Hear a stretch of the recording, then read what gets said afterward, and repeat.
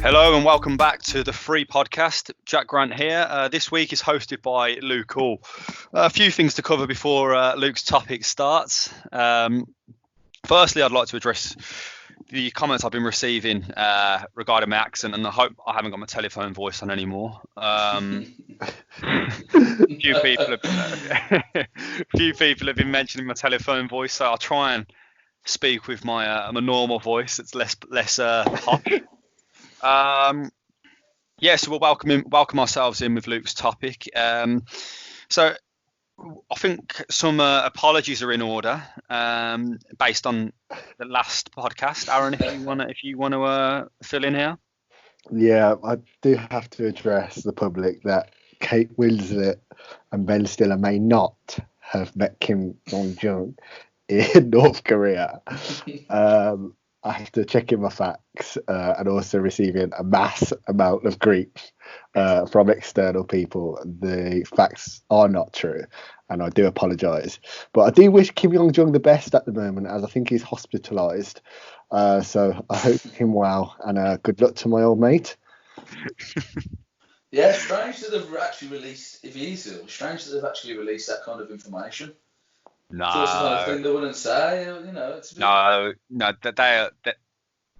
they will find someone else to replace him, and you'll never know about it if it is done. Because what, a clone? Yeah, they'll find a lookalike and fill him in, and you won't find out for years to come. He'll be a cover up. He's too much of a big figure, I think. So Hallus, if you I really don't have a clue what way you're going to go now. Yeah, okay. My thinking around your topic is usually history, but I'm thinking maybe because of what I spoke about in the first podcast. Yeah. That you might go for something different. Don't know. Yeah, okay. I'd say first of all, it's a bit more of a lighter subject, so it's not going to be about the Vietnam War again. That's good. So I'll give you a little clue. It's about an individual. Okay. So I'll let you. Go ahead. Any guesses? Okay. Fordy, you go first. I'm thinking potentially Gandhi or Martin Luther King. Okay. No.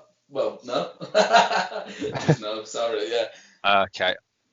Is this person British? Nope. Oh. So again, kind of the same time frames, So there is. So I'm going to be talking about this individual, and there is should we say, a philosophy that's synonymous with his name. So we'll kind of cover a bit about that.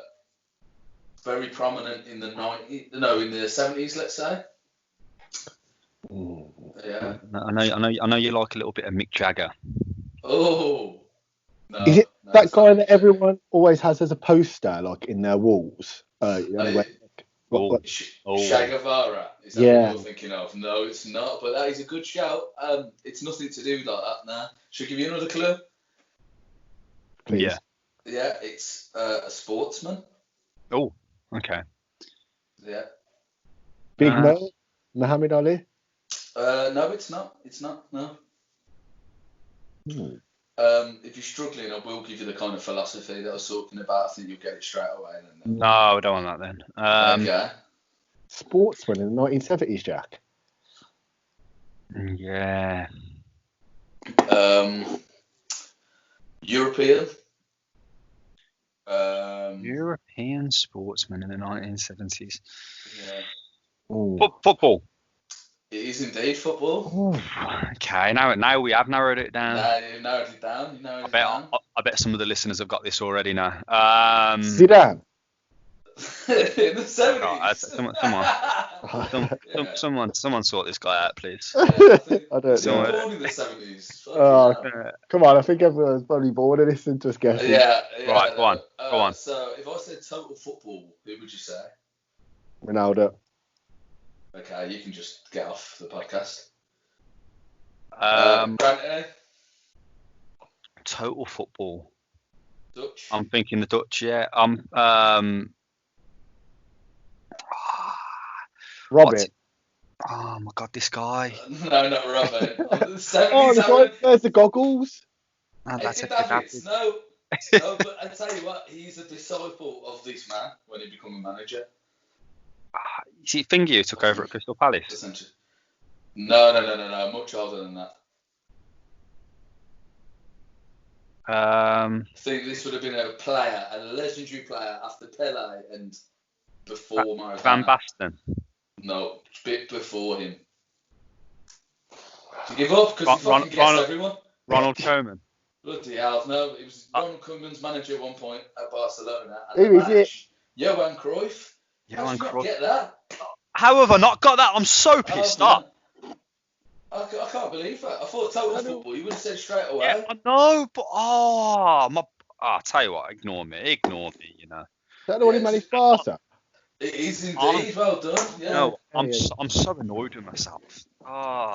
Really so annoyed. I kind of thought, well, we're missing football. You know, both watching it, playing it, and managing for the legendary AFC Sheldon. Yeah, well, indeed. Topic close to everyone's heart. Yeah, so I thought let's talk a bit about it. I've got his book, which is iconically called My Turn, which is obviously famous for the Cruyff turn, which he done at the World Cup in '74. So they kind of broke it down into two bits really. So obviously he's a legendary player, but also a legendary manager. And I want to talk a bit about just talk about his career, things that happened to him, but also a bit questions about his philosophy as well. I'm all for this. Yeah, I'm on board. Yeah, ask questions as well. Let's any listeners that we have that aren't into football, well, I hope you still stay tuned because I'm sure Aaron's got a few more like really interesting responses. Don't worry if you're not into football. There's still a bit about culture in there, a bit of a philosophical view, and yeah, just talking about the bloke, you know, as the actual individual. So let's get started then. So he joined Ajax 1964, begins playing for them, age 17. Now he's from Amsterdam. He's kind of I read his book and he kind of said that he was there at the training ground every day. So he was watching the older players play and everything, and he was just kind of like into street football, the way he calls it. So like him and all the kids just used to play like, you know, we used to play a lot, bouncing the ball off the walls and stuff. And that's really where he learned his skills. And he said that's the most important part of his career at times. He said like the skill that he learned was that's what made him such a good player. So 64, that debut for Ajax, age 17. 1966, he makes his Dutch debut in the Euro 68 qualifiers. So just after England have won the World Cup. Just want to drop that in there. Right, yeah, for football. Fantastic, yeah. Right, so 1966, 67, I think he does this. He's the first Dutch player to receive a red card. Ooh. When? Yeah, 1967, if I got my date right, or maybe 66, but it's in the 68 qualifiers, right? So I was reading about the game in his book, and they are playing, I think it's Hungary. Yeah, he's playing Hungary, right? And he's moaning to the ref all game because the Hungarians are just fucking booting him from pillar to post. Like, he's like, ref, what the fuck? And he swears at the ref, so the ref shows him a red card. Absolutely. Yeah. That's it, foul. Yeah. Hold on. So you're telling me a player at this time got sent off a dissent. This is at the time when people are like breaking each other's legs and shit. Exactly. Like there's no like. Do you know the way when I read it, I kind of imagined like a young Ronaldo being booted and fucking studs and everything. He's moaning to the ref, going, "What the fuck?" and then getting sent off. That's the kind of caliber of player we're talking about. Sounds a bit like Aaron Ford, to be fair. Yeah, that's disgusting refereeing. Whoa, hold on. I'm normally giving the cards, not the one receiving. Yeah, I'm on about the referee giving same referee. What the fuck? That's like, you know, that as a referee you should say, "Oh, piss off." There you go. But a certain individual on this podcast might send someone off for that. Absolutely. Whenever I get anything foul and abusive, it's a red card all day long. Laws are laws, my friend. Yeah, nowadays, but back then, that's what amazed me. I can't believe that a red card was given straight for dissent, because the shit that happened in the game, the physicality of it, and the language that would have been used. Do you know what I mean? I think like referees, though, they do need to find a fine line between player frustration and direct abuse towards officials or other players, and that's one thing that a lot of sort of referees are quick to go to the pocket for frustration, which I think is wrong. Yeah. Yeah. Do you know what's a good? I know we're going off track already.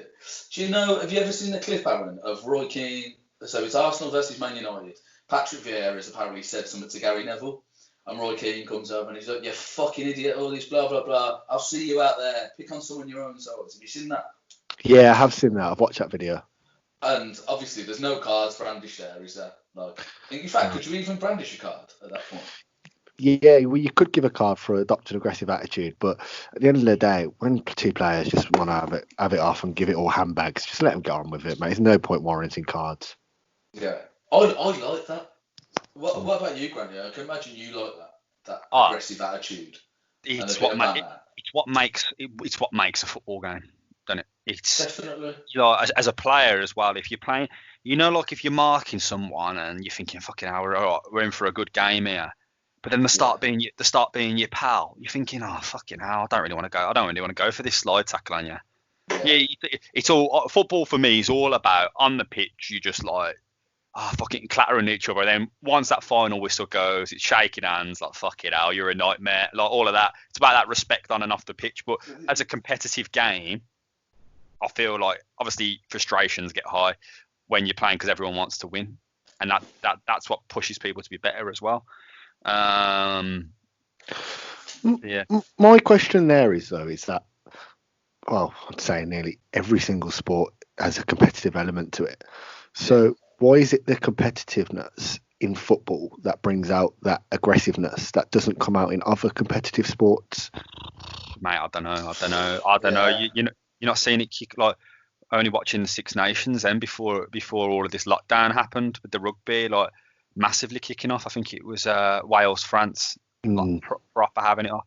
And you've got it, like, obviously that's understandable because they are putting their bodies on the line, going at it. I think I think contact sports. So like rugby, they do scrap, but there's less verbal in that. They have a little scrap, and the ref separates them. Like, now the refs don't get involved in rugby. Oh, of course they don't. They go. No, it's all stand back and watch it all. Yeah, it's all on the video, so they're just like, yeah, sort it out between yourselves. I ain't getting myself hurt here. Yeah, sort it out. There you go. We'll deal with you after. Do you think as well? Look, I know when we played, Aaron, when we used to play in PE, and you used to laugh at me when I get the ball. My blood, honestly, my blood just used to fucking boil. Is it something about football that just makes you angry, or is it a bit of an ego thing? Like, I'm thinking, why the fuck's Aaron laughing at me? I'm going to take him out next. Yeah, which is what I try to do all the time. I think it's an ego thing. I think it's because it's the biggest sport in our country. Now you go to America, or say Canada, for example, they'll be like, well, ice hockey, obviously. Yeah. Like that kicks off every single time. So I think it's to do with physical sports. Now ice hockey will kick off after someone gets clattered, because the minute you get clattered, you've got to save face a lot of the time as well. If someone comes in on you and you look like an idiot, you got to save face. Whereas basketball, there ain't no contact. So worst case, someone's just making you look silly. They might like break your ankles, like dribbling around you or whatever. That's the most you can do to them. It's not like you're going to be sending them like across the court with a check or something, you know. Yeah. Right. And so let's get back to Cruyff. So I'm going to jump to going to skip a few seasons down. So I'm going to go to 1971. So this is where he hits his prime, right? So his manager at the time was Rinus Michels, or Michels, or however you pronounce it. And then Ajax are now playing what we call Total Football, or the adaptation of Total Football that become famous. So 1971, Ajax win their first European Cup ever in the history. And Cruyff gets his first Ballon d'Or, which is great. They then win it again in 1972. They're winning leagues all the time as well. They're absolutely dominating in Holland. Obviously, it's a much smaller league, less competitive, but they're dominating with this style of football. Holland's only ever been Ajax Feyenoord. And later PSV. PSV, yeah, them three, ain't it really? Yeah, and Ajax have always been the top dogs, really. Yeah. So, but yeah, they're playing total football. So, Cruyff's is centre forward, but he often drifts out to the left and to the right and drops deeper, a bit like a false nine. Yeah. So, people are like, how the fuck do we deal with him? And imagine he's tall, he's quite tall, he's elegant on the ball, he's got pace, he's got a bit of strength and pure technical ability. So he's got everything, man. And his goal scoring record was pretty good, to be fair. So 72. He scores twice in the final to beat Inter Milan in the second European Cup. Doesn't win the Ballon d'Or this year. 1973, they win the third successive European Cup. And he then goes to Barcelona for a record $2 million approximately. He wins the Ballon d'Or again. Then it's 1974, so it's World Cup year. So he's went for 2 million. 2 million in 73. In 73, which is a world record at the time. Huge at the time. When was Trevor Francis's 1 million? Ooh. That's got to, I suppose it'd be around that same time, wouldn't it? Would it have been a bit earlier? Yeah, he was the first million-pound player, wasn't he? So yeah, but this was in dollars, so. Oh, okay. Yeah. Oh, he's still 2 million, but yeah. Okay, anyway, he's at the peak of his powers now. So he's moved to Barcelona. Now, it's quite controversial, isn't it? So the amount of Dutch players now that we see have played for Barcelona is huge, but obviously they've only just opened. So Cruyff is like the first, really. So he gets loads of stick actually from when he goes to Barcelona because Spain's run by General Franco, so it's a dictatorship. Okay, so he's coming from liberal, Holland and Amsterdam. It's got this fucking hippie culture, everyone's doing weed and shit. And it's always been, flower power again, Aaron. He goes to Spain, he gets loads of criticism for going. But Catalonia is like anti-Franco, isn't it? So it's like socialist and it's not anti-government, isn't it? It's that they want anti the Catalan Spanish, so they want to break away from the main country and gain their own independence. Always have, haven't they? Yeah, exactly. So and it continues to today. So they're very much, we're Catalonia and we're not Spain. Do you know what I mean? Yeah. See. Castilian, sorry, correct myself. Castilian Spanish, not Catalonian Spanish. That's Castilian. So he moves over there. 1974, they win the La Liga for the first time since 1960. So he's really brought like an air of he's rejuvenated Barcelona. They go to the Bernabeu and they win 5-0. And from what I read, the tactics that they use in the game, Ryan Michaels says to Cruyff, I forgot exactly how he says, but he's saying play really deep because their defenders won't know how to mark you, and he worked a treat. So just brilliant, and it's really total football's he's moving it to Spain now. He's moved it to Barcelona. They're starting to try and use the same tactics. So it's the World Cup year. So he's captain of this Dutch team, leads them to the final against West Germany. Now they've been absolutely amazing. They're playing he's done the Cruyff turn on the way, and people I was watching Gaza the other night, and Gaza said he watched it as a kid. Yeah. And he was I was trying to recreate it in the streets, and I just didn't get how we could do it. Do you know what I mean? So he's come up with a move, and all the kids are trying it. Everyone wants to be like Cruyff, so he's like a fucking superstar. They're playing total football, best team, one of the best teams ever to play football, and then they're losing the final I think it was 2-1 to West Germany, to Franz Beckenbauer's Germany. So it becomes a bit of a rivalry then between Holland and Germany as well. Yeah, because they've always hated each other, haven't they? Yeah. Does that stretch down to World War II as well? I'm not entirely sure. The German invasion of Holland, or? I'm not entirely sure, to be fair. I was looking at Ballon d'Or winners because he's won it 3 times, Cruyff has, and in between you've got Rudy Valla, I think, won it in between. Yeah. And was it Gerd Muller? It might have been Gerd Muller, sorry.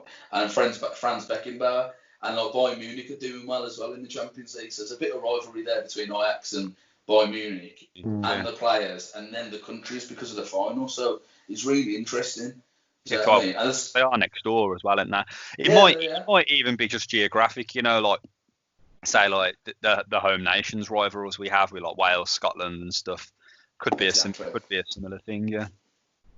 Yeah. So unfortunately, they go on to lose that, but Cruyff is named player of the tournament and Ballon d'Or winner. So for him individually, it's probably his best year ever. He's peaked now. Back in Barcelona, so you'll like this, going back to a bit cultural. He's had his first child, and it's a son. And he has named him after the patron saint of Catalonia. Do you know the name? St. George. Close. Jorge. It's a, Jorge. no, that's a Spanish version. It's the Catalan version, which is Jordi. Now, like Jordi Alba. Now, because it's a Catalan name, it's actually banned in Spain. So he's registered the name in the Netherlands, in Amsterdam, and he come back and he said, well, you can't tell me to change the name to George or Jorge or whatever, because his fucking name is Jordi. Don't you tell me what to name my son. So in Barcelona, he's an absolute legend. Yeah. Is that Aaron clapping? No, that was me clapping. I like that.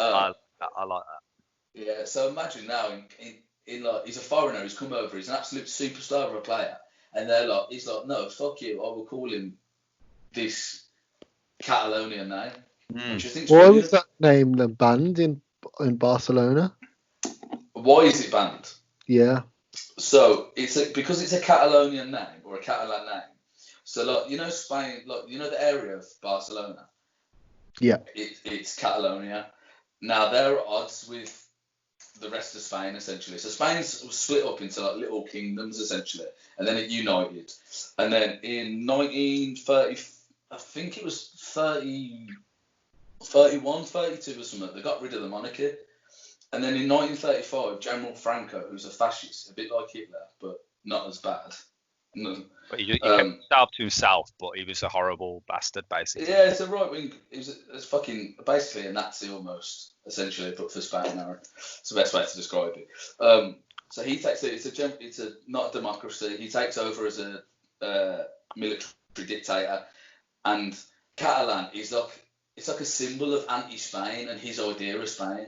So they really, what's the word I'm looking for? They kind of prejudiced them, like. Yeah. I can't think of the word. They censorize stuff. They have censorship in Spain, in Catalonia. Yeah, that's it, isn't it? Yeah, they're kind of like they need to kind of forget their culture and subscribe to the Spanish way of life and not the Catalan way of life. That makes sense. And that stretches. That's very well. It's more historic than Franco. That's.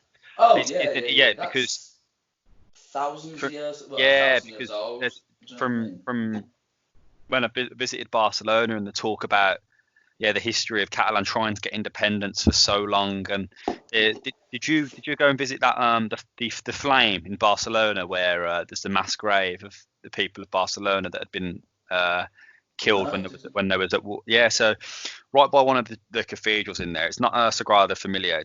I forgot the name of it. Famous cathedral in Barcelona. There's a mass grave outside, and there's a flame that's continuously burned on top of the mass grave, where all people are buried from when they went to war. Essentially, like I think it was they went to war or the Spanish government have come in when there's been protesters. Something I forget the ins and outs, but there was something going on, and loads of Catalonians died, and so they're put in that mass grave. So they've always been at odds with the Spanish government. Yeah. So just continuing on with Cruyff's kind of career then. So he stays at Barcelona. They win a few titles and all that. He wins the Copa del Rey. Nothing major in terms of a European Cup or anything like that. He doesn't play in the 1978 World Cup. Now, he cites the reason for not playing is because Argentina at the time is under a military dictatorship. I don't know how many fucking times we need to mention dictators, but we're fucking racking up the numbers here. Now, is that where 78 was hosted? Is that where what, sorry? Like the 78 World Cup was hosted? Yeah, Argentina, and they won it. They won it as well. I don't think Maradona played in this one though. The 80s. But yeah, so this is so 1978 Argentina. He doesn't play, and he says it's because of the dictatorship. Years later, he comes out in his book. it's because he was fearing for his family's safety. Now, in 1977, in the season, I think it was about December time, he goes to the door, this bloke's at the door, masked with a gun, and he goes, get down on the fucking ground. So Cruyff's like, what do you want, what do you want? He tells his wife to get down on the ground. He's like, right, Cruyff's like, I've got money, like, what do you want, take the money. So the guy puts his gun down on the side, and Cruyff's wife runs out the room to get to like, protect the kids, because the kids are in the flat at this point. Yeah. So Cruyff jumps up, he grabs the gun. That's all. There weren't much to background on it. Grabs the gun, and he just says the bloke was arrested. He says, and outside their flat, the bloke had a mattress and like tape and everything, and apparently was planning to kidnap him and hold him to ransom. Yeah, crazy, isn't it? Oh, okay. So is this a lone? Is this a lone wolf, or is it? They don't know. Yeah. They don't know. To me, that judging off the backstory you've explained here and how politically involved he is. Yeah. There could be a bigger. Yeah, that is the point. Now, the only thing is, General Frank. This was in 1977, and Franco died in 75. And at that point, tensions eased because he'd actually give the restored power back to the monarchy. I don't know how quick it was, but it weren't as bad. Yeah, and democracy kind of resumed. So I don't think that would have been it. I think it was just someone thinking, well, fuck it, I can make some money off one of the most famous players in the world. Yeah. I got you. So he spends the rest of the season, he's got police living at his house and everything for this kind of security, and doesn't go. And he gets a lot of criticism from the Netherlands for not playing in the World Cup. I think the Dutch reached the final again, or the semis. I'm not entirely sure. Yeah. And a lot of people are saying, well, Cruyff, if you was there, we would have fucking won. It's a bit unfair, but understandable. Right, so kind of end of his playing career now. Just before he leaves Barcelona, he comes up with the idea of the famous La Masia, or La Masia. So Cruyff founded La Masia? He hasn't founded it because he's only a player, but he's saying, listen, you need to start producing youth players and teaching them technical skills. So exactly, like Ajax. So exactly, yeah. Okay. So, which is massive. So, like, it's not him that puts it in place, but it's saying that it's his brainchild, it's his idea, which is very interesting. And he wants to take the principles that he's learned. So, when he was playing at Ajax, he's saying that, like, obviously, we've done you've done tactical training. So this is what really interested me about a player. Him and his managers used to speak, especially with Rinus Michels, used to speak at length about tactics. Now, he's the captain of the team and he's the star player, but he had such an influence on the tactics that were being played. And I find that really, I don't think that would happen as much nowadays. So the manager was taking on board what he was saying and implementing it. Yeah, and he even said that Cruyff is his conductor on the pitch, because Cruyff would be pointing to people and be like, why are you not running into that space? You should be here, you should be there. Which is, could you imagine a player now having that much influence on how a team play? Do you think there's any? Bar Messi. I think Messi does, but... I think players have a lot of influence, to be fair. Like, I find that, especially if you're one of the better players in the team, like they get given captaincies. I was just watching a video of Neymar when he captained the game against Colombia not so long ago, and I'm just thinking he does not have the characteristics of a captain, in my opinion, but he's the best player, so it's just so easy to give out captaincy, and they have a lot of influence over the team, but I don't think they should be captain. Like the star player? Yeah, I agree with you. I think where Cruyff differs, and this is why it's such an interesting figure, is that in Dutch football, the importance of tactics is massive. Like people, like you say, the young kids, the 16-year-old kids, they'll do the training session and they'll question back, but in a positive way. Like, why are we doing this? Can't we make more space? Like that was Cruyff's thing. It's all about getting into that space where we're free, so you got more time on the ball, more time to make better decisions. Great, and it drags the opposition out of place, which is the idea of total football. It's to move the opposition as opposed to moving the ball, which is quite a weird philosophy. You look at that philosophy, and that is the philosophy that's been adopted, say, like by Pep nowadays, learned from the Barcelona way, which is now implemented in today's football. Yeah. I've got I haven't actually written down a list, but I had a list of players in my mind who was influenced, so we'll come back to that. But yeah, so kind of like he had such an influence on play, but because he was so tactically good, not just because he was like good as an individual. So I found that really interesting. Now, have you got any questions? Sorry. I was gonna say that I still don't get to this day really how tactics. Well, I do. I don't get how the tactics of a game can decide wins. Where I've always thought it's the best 11.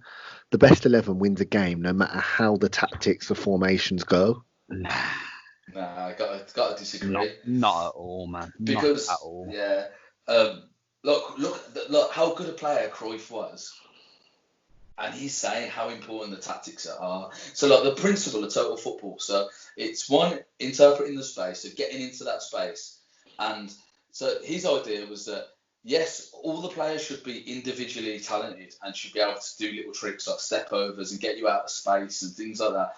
And it was to confuse the opposition, not just to showboat, to confuse the opposition, but also the idea that anyone in the team can play in any other position, which I do love to a degree, but he has got drawbacks. But if I ask you this question now, what would you say? Yeah. If I say that if you had 11 Messis and put them into each position on a football pitch and give them no tactics, no role, just said get on with the game, and then you had the opposition of 11 players who were all 75s out of 100s and give them formations and tactics, who would win the game? 75. That's a stupid case. Bro, not stupid. Yeah, I'll just go long ball every single time. Do you know what? Messi's a 1 in a million, mate. The tenacity off the ball. Nah, but that doesn't matter though. If you've got a Messi at centre half, and you've got big John Parkin up there, I don't care. Yeah, but you've got to have the balls to score a goal. Just go long ball, just mate. If it's Messi. Yeah, but you've got to get the ball in the first place. If you can pick a team of championship players against a team of 11 Messis, yeah. Yeah. But you pick them in their individual positions, what they're strong at. I admit from midfield to attack, you're going to be looking at a lot of bother. But the minute you launch the ball upfield, asking Messi to tackle in defence and win headers in defence, Messi to be in goal, if that's what you're really saying, then that ain't going to happen. Yeah. No, that's go on. Sorry, what I was going to say, do you know what? If you look at Barcelona, right, I'll pick out 2 Barcelona teams. Was it the 20? Oh, I don't even know the years. But I'm thinking of like the Barcelona with the front three of Messi, Villa, and Pedro. Right, you know the ones that beat United at Old Trafford. No, not Old Trafford. At Wembley. Was that Sanchez on the bench then as well? Yeah, I think Sanchez might have been on the bench. Now that for me is the best club team I've ever seen in my life. You know why that is though. That's not even the front three. That was Xavi, Iniesta, and Busquets in midfield, amazing. And then the defence. What would the defence have been? Alves, unbelievable. Maybe I don't think Puyol was in this one. Puyol and PK, wasn't it? PK. No, I think it might have been PK and Mascherano. But let's say Puyol, PK. Never a big fan of Mascherano. You know, always too small for me for a centre back. Yeah, but he works in Spain as well because he's not as physical and there's less long balls, so it's all about playing with the feet, isn't it? There, positional play. Obviously, like there's a man very close to all of our hearts who is the best centre back to ever grace. And Sergio. Honestly, a team full of 11 Sergio Ramos. Everybody, because they can defend, they can attack, you can shit out, you can do everything. The game would be abandoned, they'd all be sent off. Yeah, it'd end up a 5-a-side, wouldn't it? Yeah. But I think the point that I sort of raise is that I feel like tactics and formations, they're all sub characteristics of teamwork. I think they come under a team. Yeah. They're raised by a manager. Yeah. It's adopted into the team coherency. But if you have players like Messi and Neymar, these really very good players, that's where individuality comes in because there aren't players like them. And I think that's where you sort of sway away from tactics because they don't really need to listen or need that approach. They do their own thing. I've got a great story about Pep. Omri tells. So Omri's playing class. He's at Barcelona, and Pep's saying, right, you are on the left wing, okay? I do not want you coming over to the right side. You are left wing, so stay over there. First half, he gets the ball and he drifts all the way over to the right because he thinks, there's a bit of space here. I go on the right, and he goes and scores 2 goals. And Pep, like, yeah, great. Second half, Pep brings him off and says, what the fuck were you doing on the right? You listen to my tactics. And do you know what I mean? So if, like, I get what you're saying, Aaron. Like, the ability of the player should overshadow the tactics, but I think tactics are too important. I mean, this might be a whole other discussion. But okay, look at Porto winning the 2004 Champions League final with a squad that that was the start of Mourinho's career, because like, okay, well, how have you got this team to win that competition? He done the same with Inter Milan, with a side that wasn't, by playing defensively, scraping out shit results, but it's wins, and he won it by doing that. So like, tactics are very important, but you also, if you go into the very extreme, you look at Denmark in the I'm trying to think of the Euros, 96 or 92. It's definitely the 90s. What's it? Yeah, 92. That was back when like pass back to the keeper were allowed, and Denmark just used to pass it to the defender. They used to go 1-0 up and pass it to the defender. Then he'd pass it back to the keeper. The keeper would pick it up for a bit. Then he'd drop it, pass it back to the defender. Now that's tactics. Yeah. It's fucking like shit, but like it all comes under the bracket of tactics now. Like it's shit housing, and and it works. Tactics are very important. They are very important. How people approach games. There's lots of examples in football where there's been tactical masterclasses by the underdogs, and that shows that the tactics have worked. Yeah, tactic. Right, well, we'll come back to tactics. I'm going to race through the rest of his career. All right, so just because I don't want to go on for too long. So 1979, he leaves Barcelona. He goes to LA Aztecs, so he moves to America because he's like, oh, new adventure, blah, blah, blah. Goes to the Washington Diplomats as well, who I've never fucking heard of either.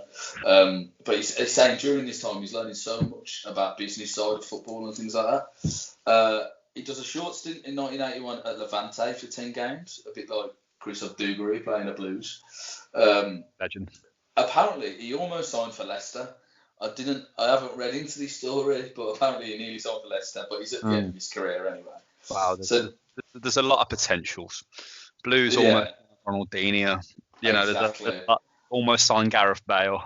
We're definitely going to have to go through a list of potential great signings of people who missed up on.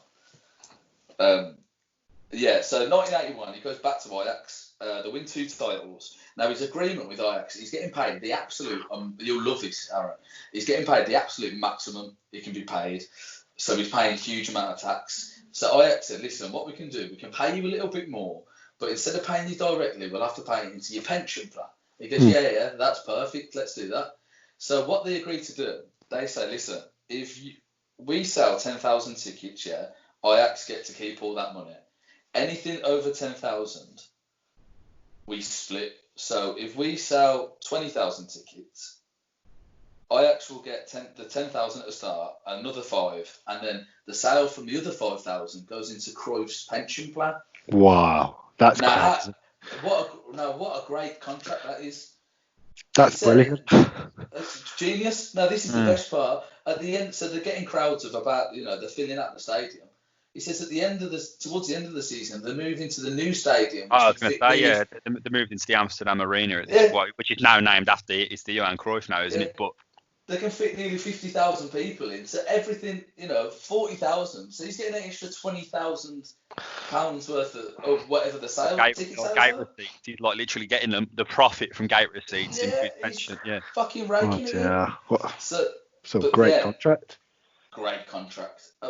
Just imagine that. Well, he did have some financial troubles. Apparently, he invested his money really badly, but we won't go into that. Kind of like you invested in AFC Sheldon, isn't it? Yeah, just showing no fucking signs of return. Just for context for the listeners, that's our football team that I manage. Hallus is the chairman, and Aaron was once captain, but we won't speak about it.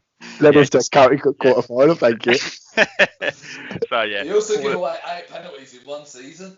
so, Hallus is still bleeding money to this day on the football club. It's showing no signs of return, but that's for another day. But Coronavirus has really fucked that up. But yeah, we'll talk about that another time. So he has a bit of a disagreement with the Ajax board and about like his money. And they're like, listen, you're making too much money. We want to take some of this money back. And he's like, why the fuck do you care? I'm making you richer by bringing people to games because they want to watch him. He then joins rivals Feyenoord because they say, we'll give you the exact same contract. And he said, they've got a 47,000-seater stadium, so I'm going to be fucking raking it in. So he moves over there, wins a fucking league title with them as well. And that's it. He calls his playing career the end. Right, now we're going to have to rush on to his fucking managerial career. Man, So no rush. There is no deadline. There is no time limit for the podcast. We say we aim for about an hour. We can go, if people choose to turn off because the bored, then fuck off. But I apologise for. It's all right. We spent a third of it trying to guess who it was about. Yeah. Well, how the fuck do you not get in after total football? I'm very disappointed by that. I've been drinking quite a lot since I found that news out. Shock. So he joins Ajax. Despite like the falling out before, they say, listen, we want you back as manager and all this. So he has to join as technical director because he's not qualified as a coach. So it's kind of a way around. Okay, yeah. Yeah. He wins the European Cup Winners' Cup. They don't win a Champions League, but yeah. Now when he's at Ajax, so when he was playing before, there was a young 17-year-old kid called Marco van Basten who was playing alongside him. Yeah. Did you say crap? No, I said yeah. Crap. I thought Alan said crap. He's rubbish. He's nothing on Aaron. Yeah, so he's got him. He's managing the team. He's got a young Frank Rijkaard. He's trying to get him to play total football. He then moves to Barcelona. Let me get the year right. I believe it was 1989. Yeah. Yeah, 1989. So he joins and they win the European Cup Winners' Cup, and he starts building this team. So now it's been 10 years since they've opened La Masia on his advice. Yeah. So now he's starting to see all these graduate players coming through, playing the way that he's implemented all them years ago. And it's like a nice cycle then. So he starts giving debuts to them. He's Barcelona manager from 89 until 96 is his last season. So during that time, he gives, I think this is like his standout thing. So he was obsessed with the La Masia and how the team played. So he was going to all their games, all the youth games, and saying, how did they play? And he'd never once ask what was the result. He said, how did they play? Now, his belief was how they played was more important than the result. How reminiscent is that of Pep Guardiola? It's literally, some of the stuff, Pep has literally just copied. Like, obviously, don't get me wrong, he's made it better. He's improved on it. That's because of what he's obviously been taught that way, though, which has then been down from Cruyff to Pep's coaches. Yeah, definitely. It's that philosophy that now continues to this day. It's so fascinating how he, even if like you were saying earlier, like it's like if a player's on the other side of the pitch to sub them off, like because they're not doing what they want them to do as coach. Even if you're winning and doing, like, even if you scored, it doesn't matter because it's about doing what you're told and doing it right. I'm more about the result, mate. I think that however you play, if you grind out that result, if you play absolutely terrible for 90 minutes and you grind out that 1-0, I'm happy days. And come back next week, you've got that win. On individual performance, as a team, you're like, good luck, well done. But on individual performances, if someone's not disobeying you, but if you've got a bit of a maverick and they're, they say like they like to play in the free role a bit, and they're not really doing, like going back to this tactics thing. I think if you're saying this is what I want you guys to do, because then at least it's on you if you lose as well. If it goes wrong, you're like, wait, I got the tactics wrong. But if you've literally told them to do something and they don't do it and you end up losing, Yeah, then that's one thing I looked into and I thought, yeah, it's brilliant. I love total football. It's great when it comes off. But the only problem is there's no plan B. It's like it's uncompromising, so it's great. Yeah, get your players to play like that. But the only thing is, like when you come up, like when Barca came up against that Inter team, they couldn't find a way to break that team down because they were just like, we only know how to play. Don't get me wrong, fantastic football, but we only know how to play this way. They can't get dirty, they can't get physical, they can't get nasty. And say, listen, let's look that long ball in, let's put in the ball behind. Do you know what I mean? But for me to watch it as a fan, it'd be infuriating. It'd be infuriating. Yeah. Like a lot of the times, it'd be beautiful. But you know, if you're a goal down, and you just think, get the ball into the box, and they play the same. It's like watching City now. Sometimes I think, obviously, like it's great. When things are going good, it's great. But sometimes you think if you're behind and they're still doing the same thing, there is no plan B, like you say. Yeah. Do you know what? I find it gets very saturated after a while, I think. Like when the team first start playing it, they play better football because they're going from that transition of normal attacking football to this tiki-taka and total football and things like that.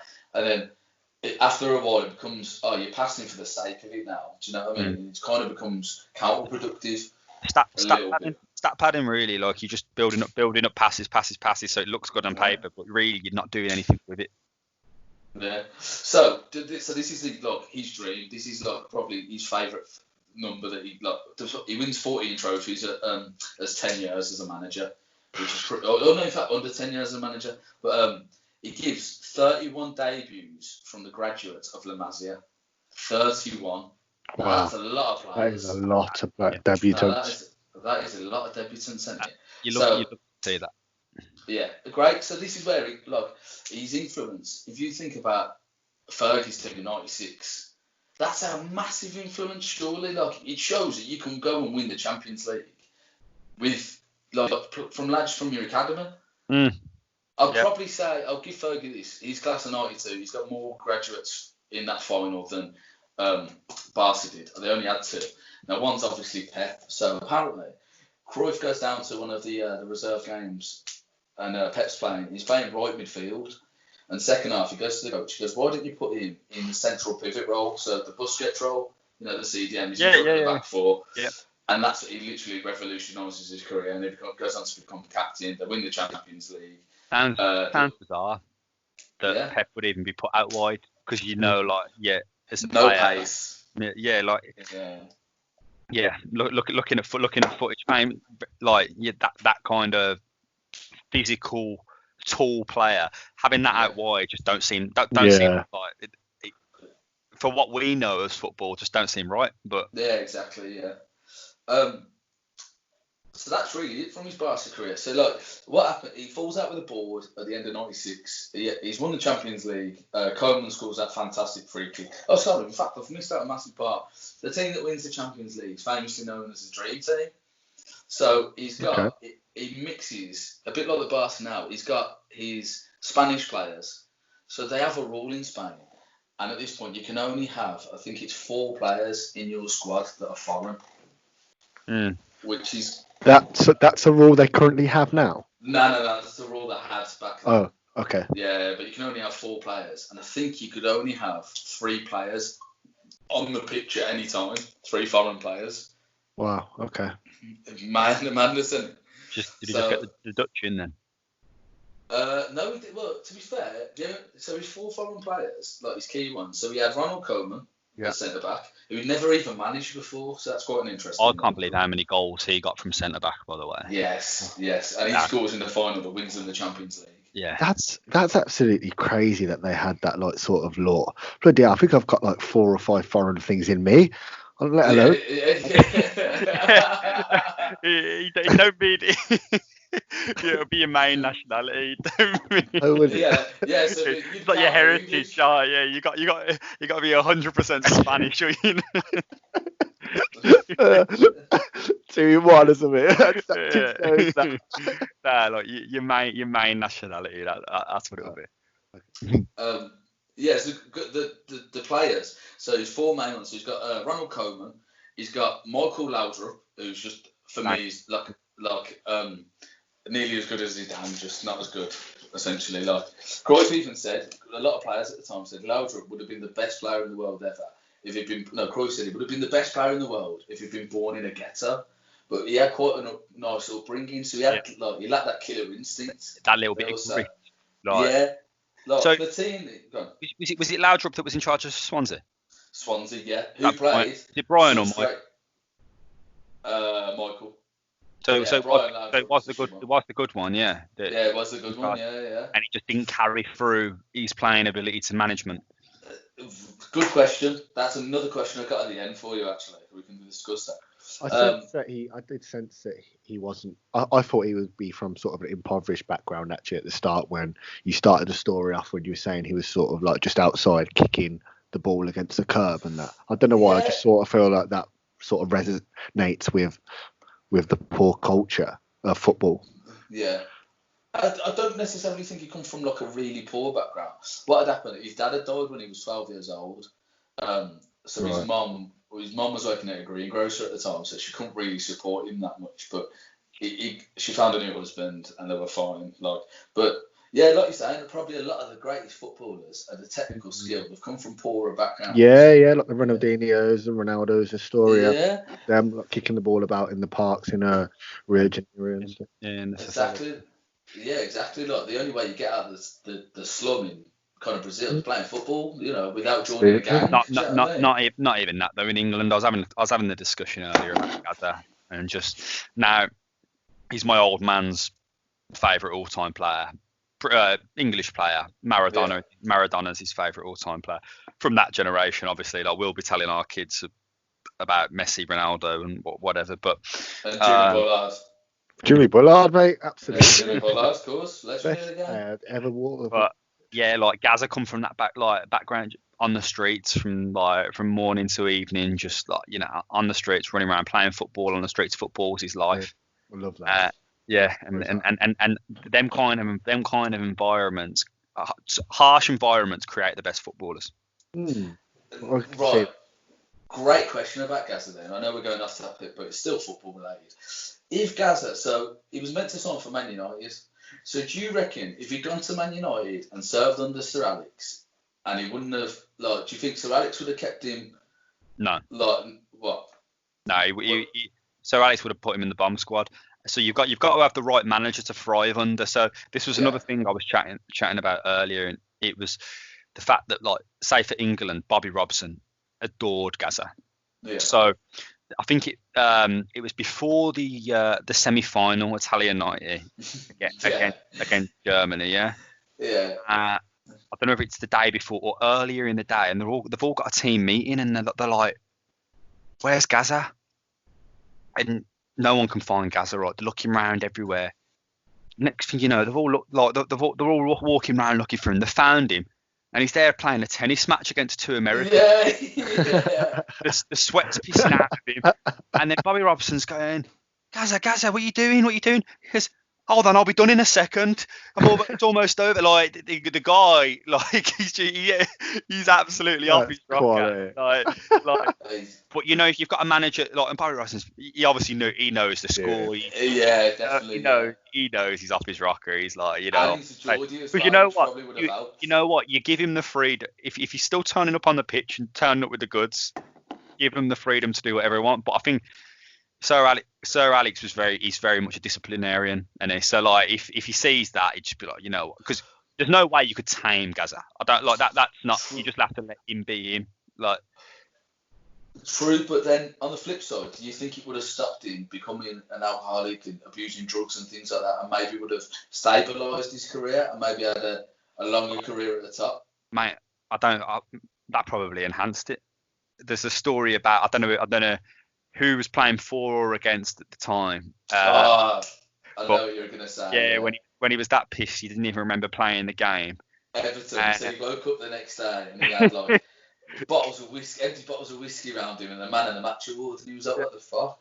Didn't even remember playing. So I got one crazy. for you. I watched Gaza the other night actually, and He's playing for Lazio. It's 1994, 95 or whatever.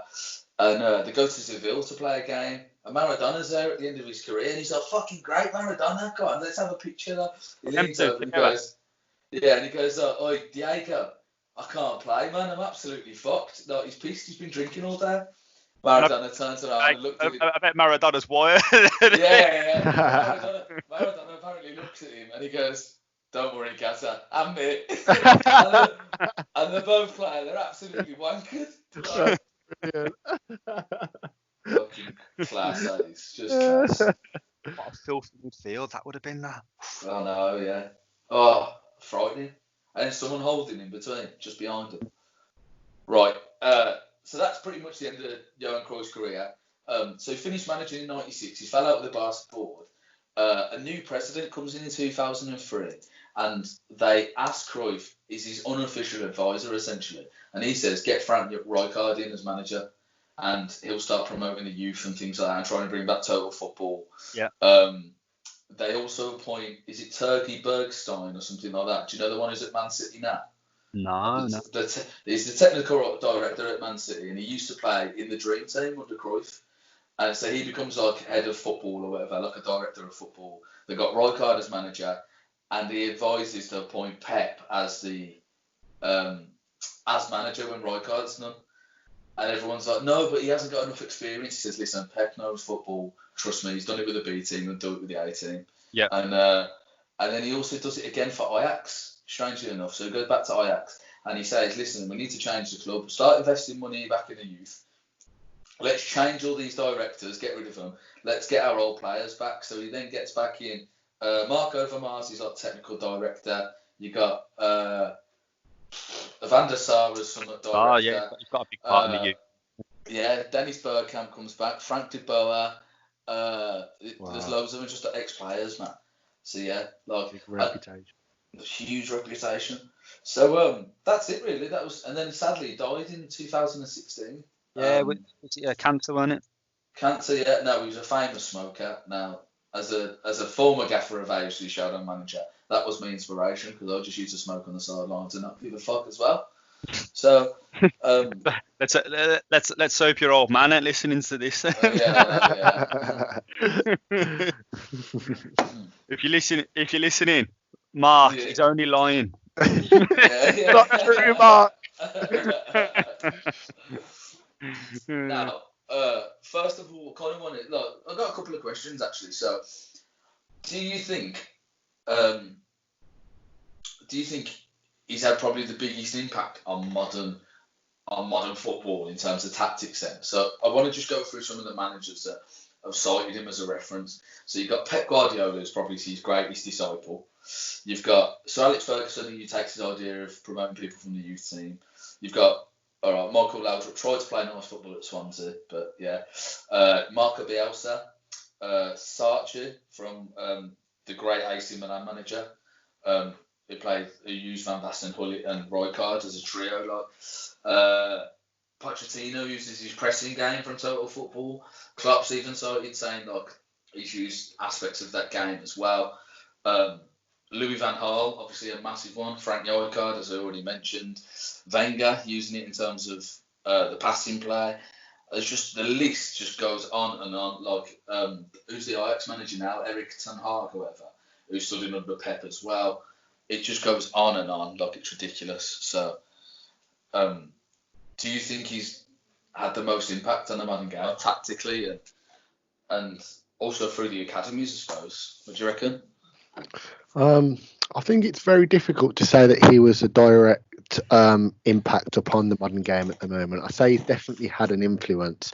If you take the Premier League, for example, you look at the Liverpools, who I wouldn't really say have adopted the same tactician and mentality that Cruyff has implemented in his game, and they've were due to win the league and play differently to City.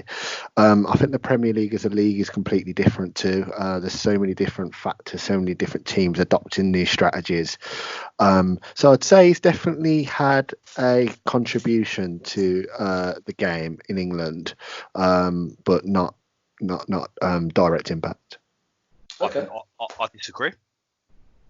Yeah, I say totally. Now you talk about Liverpool. That's the Gegenpress. That's the German style of high press, fast-paced football. It's completely different. It's come from a different background of football. Now, who invented the Gegen? I mean, the pressing is very prominent in the 70s total football. Though that is something, yeah. Like the Gegenpress, as it's called, is the German style of the high press, fast paced football. That's different. Now you look at Pep Guardiola, who's arguably had the biggest influence on English football in recent years. He's directly impacted by Cruyff. Now, watching the Bobby Robson documentary, amazing documentary by the way, but now how much of an impact Bobby Robson had on Mourinho and Guardiola, because it was the Bobby Robson, like Mourinho was a coach, Guardiola was a player at the end of his career when Bobby Robson was at Barcelona. Now Bobby Robson had a huge influence on them tactically, but I don't know whether that's a combination of what's been learnt from Pep, because you're talking about Cruyff's mentality of it's about playing well, not getting essentially the result comes second best to performance. Yeah, now, that's mainly at youth level, to be fair. So I get the fact that like it's great in youth because it's like, right, go try something, go make mistakes, and you'll learn from mistakes, and you'll come back a better player. Yeah, I think. Yeah, but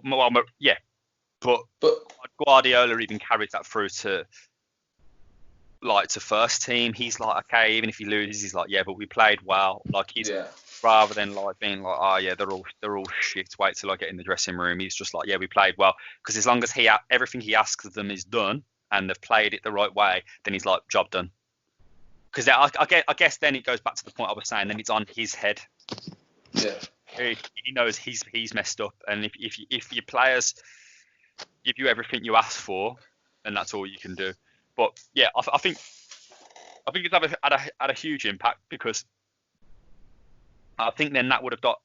You'd argue Bobby Robson's actually had the biggest impact on the Premier League, more so than Cruyff, because of the direct impact then of Mourinho and Guardiola. But I also think what's been passed through the club at Barcelona has also fed into them too as well, which would then be transferred into the Premier League. One of the questions as well. So obviously he was an absolute unreal player. He's won Ballon d'Or 3 times. There's not many people that can say they've done that. And then he's gone to the top of management. Yeah. You know. And I was thinking, can you name any other top player at that level who's turned out to be a top manager?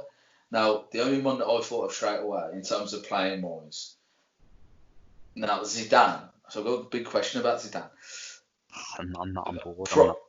You're not on board? Okay, why? Not on board. I know he won a lot with Madrid, but he caught Madrid at the peak. When Ronaldo was gone, Zidane got out the door. When Ronaldo was going, he was like, he didn't want to stay around to face the music. Now he's went back, and they're not world beaters. You know, like I'm not like, if I'm one of the top clubs around Europe, I'm not going to Madrid thinking, all right, we ain't winning here. Do you know what? I've actually written on my notes. You've actually said it for me. I was like, Zidane, he's got to be the best player who's then won as many good top trophies. He won 3 Champions Leagues, and I thought he doesn't get the tactical recognition that, let's say, Pep does. So Aaron, what would you say to that? Because Zidane, obviously phenomenal player, probably on a level with Cruyff in my opinion, and he's gone to Real Madrid. It's his first managerial job. He's gone through the youth team, and he's won 3 back-to-back. Did he win 3 back-to-back Champions Leagues? Didn't he? I'm sure that it. But he's won 3 Champions Leagues. 2 were back-to-back at least. He's won 3. Have a look. I think the only thing I can say on that is when I was trying to think of the answer to it is players who have recently retired from the game and have become management. And I'm just thinking of the Gerrard. So I think Gerrard's going to become an unbelievable manager, and he's going to manage Liverpool. And I think he will be one to win loads of trophies in the future. So that's one that's my head. So that's a good question. So let's say he joins Liverpool. Let's say he manages Liverpool, let's say next season, and they make a few more signings. They're probably the best team in Europe at the moment. Would you agree? Yeah. Yeah. So he takes over an absolute fantastic team. Now, if he goes on to win 2 Champions Leagues with probably the best team already in Europe, is he living off the success of that players already, or is he?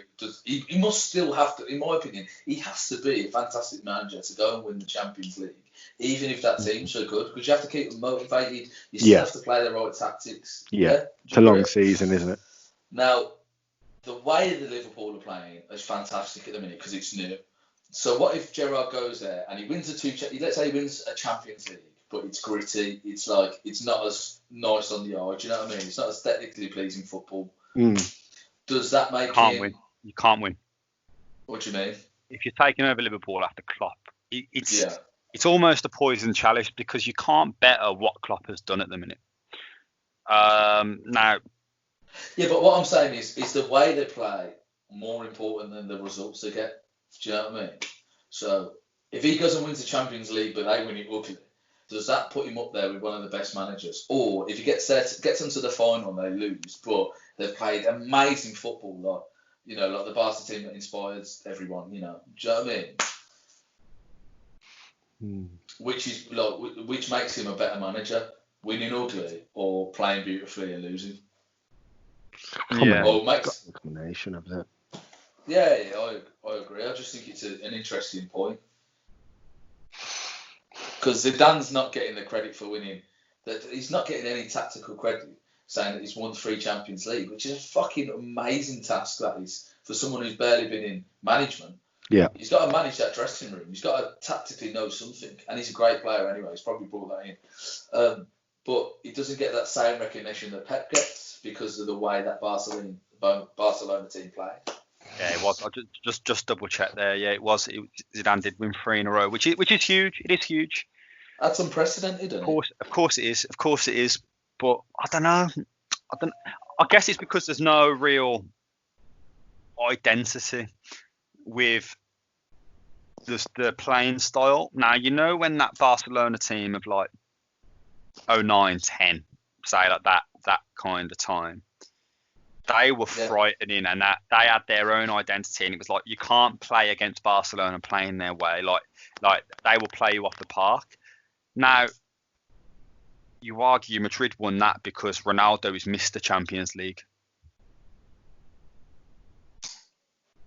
You take, you can argue the case that you take Messi out of Barca and it's a different, but that Barca, the whole Barca side when they were playing well, in my opinion, is.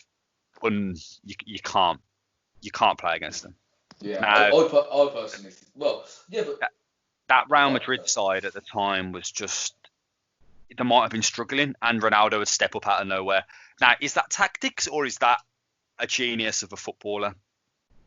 Okay, but what I would argue back is, do you know the earlier Real Madrid team? Do you know the earlier Galacticos that never won it? When they've got a team of Brazilian Ronaldo, they've got Zidane, Figo. They've got Raul, they've got Beckham, they've got Makelele even. Oh, in fact, I don't know whether they had Makelele at that point, but, they've got Herrero at the back, they've got Roberto Carlos. That's a phenomenal team. In fact, they've probably got a young Robinho on the bench as well. They've got Casillas in goal. Like, that is a star-studded team. Do you know what I mean? But they didn't win anything. They didn't really win much at all. Like, while Beckham was there, I think he only won 1 trophy, didn't they?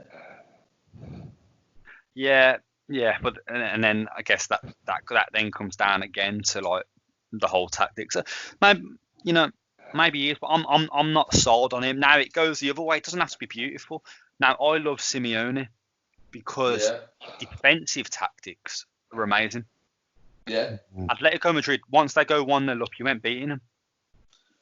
So then pure shithousery football. But they've got don't get me wrong, they've got players that play like unbelievable players that play for him. But because they play the Simeone way, you don't want nothing flashy, nothing. Just get the results out. And at the end of the day, it's a results business, and that's what matters. Fair enough. Mm. I mean, they had a few other managers that I thought of that have kind of been there. They're not on Zidane's level as a player, and they're not as good as Cruyff as a player. Kind of like Conte. Obviously, Conte's been quite a good manager. He won the Champions League as a player. Pep, obviously, amazing. Probably his managerial career is much better than his playing career.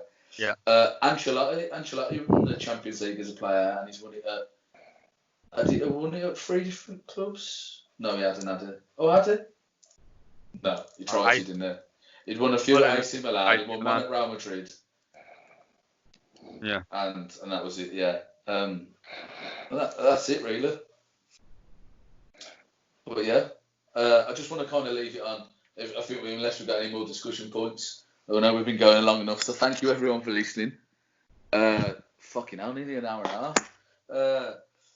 But just the legacy that kind of Cruyff left, and they've probably been involved with two of the most amazing, for me, the two most amazing academies in the world with Ajax and Barcelona. Mm-hmm. If you look at the list of players they both produced. Yeah. So I was looking at Ajax. You got Van Basten, Bergkamp, Van der Sar, Rijkaard, Wesley Sneijder, Van der Vaart. More recent, Overmars as well. Frank de Boer, Ronald de Boer. Recently we got Christian Eriksen in the Prem, fantastic. Vertonghen, Alderweireld. Who else we got? Daley Blind, I'm not that great, but he's gone back to Ajax, innit? Frankie de Jong and De Ligt are the two probably most famous youngsters at the minute, looking to like Europe. And then you got Barcelona, you got Pep, and you got Xavi, Iniesta, Busquets. Yeah, Puyol. Barca are the one, and everything's home. Like most of the superstars are homegrown. Yeah, massive man. Like you could just even Messi come through their academy. Do you know what I mean? So, but yeah, that's it. So much more we could have spoke about. To be fair, like, I noted down some things. Like talking about Gaza. That got me excited. Nearly brought it. Wow! That is for another podcast. That is for another A couple of good stories come out from Gaza tonight, man. I really enjoyed that. Definitely, there's some more, man. Some even better ones. I might keep that one in the bank. Right. Yeah. Okay, guys. Thank you all for listening. Don't forget to like and subscribe if you're listening and you haven't already. Catch you on Sunday at 8 p.m. for Aaron's hosted podcast, where Aaron will be bringing in a special guest for Aaron's first podcast. I've got a slight feeling what it might be about, but we will see. Hope you all tune in Sunday, and catch you later.